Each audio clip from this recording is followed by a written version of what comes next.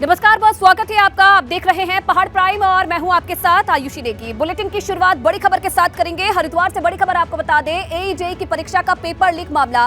पूर्व भाजपा नेता संजय धारीवाल पर कुर्की की कार्रवाई करने की तैयारी है। संजय धारीवाल के घर कुर्की का नोटिस चस्पा कर दिया गया है और इधर गिरफ्तारी से बचने के लिए संजय धारीवाल फरार है। संजय धारीवाल पर घोषित अभी 25,000 रुपए इनाम हुआ है, ये बड़ी जानकारी मिल रही है।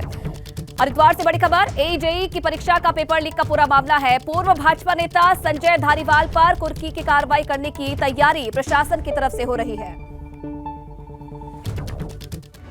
उत्तरकाशी में डबरानी के पास नेशनल हाईवे पर बड़े बड़े बोल्डर आ गिरे। ये बोल्डर इतने बड़े हैं कि इनकी वजह से हाईवे के 50 मीटर हिस्से में दरार पड़ गई। तस्वीरें नेशनल हाईवे 34 की आपको दिखाएंगे, जहां तस्वीरों में आप देख सकेंगे कि हाईवे पर किस तरह से मलबा जमा हुआ है और बोल्डर गिरे हुए हैं। इधर चारधाम यात्रा के संचालन की तारीख भी करीब आ गई है और ऐसे में इस तरह की घटना होना प्रशासन के लिए काफी चिंता की बात है और लोगों के लिए भी चिंता की बात है। लगातार जो बोल्डर है वो गिरते जा रहे हैं, जिससे जो सड़क है वो काफी जाम हो गई है और बार बार ऐसी ही तस्वीरें सामने आ रही है जो कि लोगों के लिए परेशानी का सबब बनती हुई नजर आ रही है। ये तस्वीरें भी आप देखिए, नेशनल हाईवे 34 की तस्वीरें हैं, जहाँ अचानक से ये बड़े बड़े बोल्डर जो है सड़क पर गिर गए, जिससे काफी देर तक जो आवागमन था वो बाधित रहा। उत्तरकाशी की तस्वीरें हैं, डबरानी के पास नेशनल हाईवे पर ये लैंडस्लाइड आज देखने को मिला। 50 मीटर हिस्से को नुकसान पहुंचा है बोल्डर के गिरने से।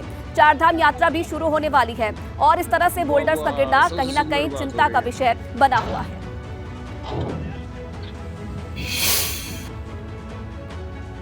और चलिए आगे बढ़ेंगे। एक और बड़ी खबर आपको बता दें, उत्तराखंड में आज फिर से भूकंप आया है। कई जगह पर भूकंप के झटके महसूस किए गए हैं। पौड़ी और बागेश्वर में भूकंप के झटके महसूस हुए हैं। पौड़ी गढ़वाल में भूकंप की तीव्रता 2.4 थी और पिछले कुछ रोज की अगर बात की जाए तो 3 बार अब तक भूकंप आ चुका है। बड़ी जानकारी उत्तराखंड से, जहां आज भी कई जगह पर भूकंप के झटके महसूस किए गए। पौड़ी और बागेश्वर बताया जा रहा है जहां पर भूकंप के झटके महसूस हुए हैं। पौड़ी गढ़वाल में भूकंप की तीव्रता 2.4 बताई जा रही है।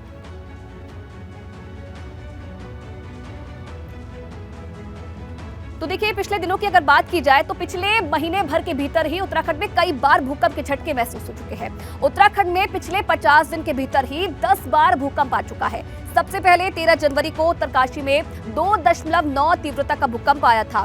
20 जनवरी की बात की जाए तो 20 जनवरी को देहरादून में 2.8 तीव्रता का भूकंप आया था। उसके बाद 22 जनवरी को भी भूकंप के झटके महसूस किए गए। पिथौरागढ़ में 3.8 तीव्रता का भूकंप आया था। उसके बाद 25 जनवरी को भी भूकंप के झटके महसूस हुए। पिथौरागढ़ में ही भूकंप के झटके महसूस हुए और इस बार जो तीव्रता थी वो 2.1 थी। 29 जनवरी को चमोली में 2.0 तीव्रता का भूकंप आया।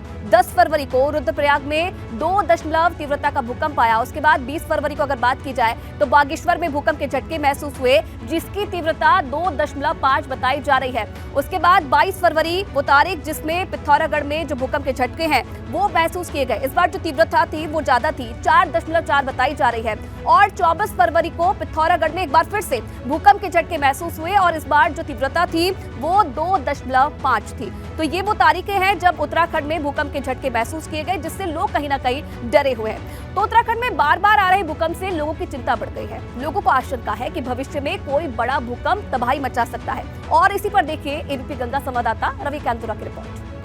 आए दिनों छोटे छोटे भूकंप आ रहे हैं, जिससे लोगों की चिंता लगातार बढ़ रही है। दरअसल ये चिंता इस बात को लेकर भी है क्योंकि लगातार वैज्ञानिक भी इस बात का अंदेशा जता चुके हैं कि उत्तराखंड में लंबे समय से कोई बड़ा भूकंप नहीं आया है और ऐसे में जिस तरीके से एनर्जी एकत्रित हुई है, एक बड़े भूकंप की आशंका से इनकार नहीं किया जा सकता।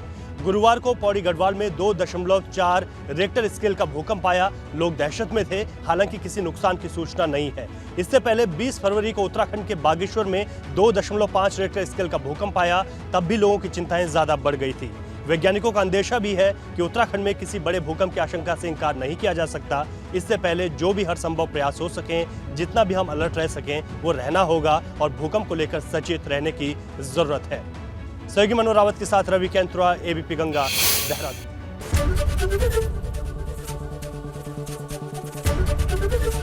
एबीपी गंगा, खबर आपकी, जुबान आपकी।